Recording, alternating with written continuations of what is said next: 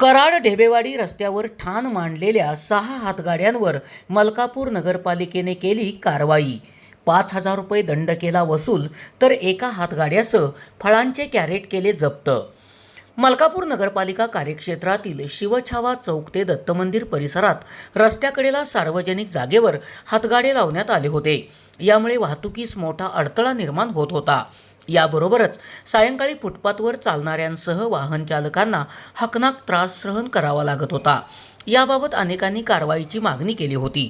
याची दखल घेत मलकापूर नगरपालिकेचे मुख्याधिकारी कपिल जगताप यांच्या आदेशानुसार अभिजित ढाणे, रामभाऊ शिंदे, अतुल सुतार, सुनील शिंदे, दिलीप साहटे, विश्राम एडगे, दीपक शिंदे, भानुदास शिंदे यांच्यासह 15 कर्मचाऱ्यांच्या पथकाने हातगाडे व फळ विक्रेते यांच्यावर धडक कारवाई केली।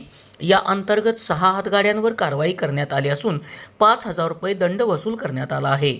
यापुढेही अशीच कारवाई सुरू राहणार असल्याचे मुख्याधिकारी कपिल जगताप यांनी सांगितले। SP ओरिजिनेटिव्हसाठी सुनील परीट, कराड।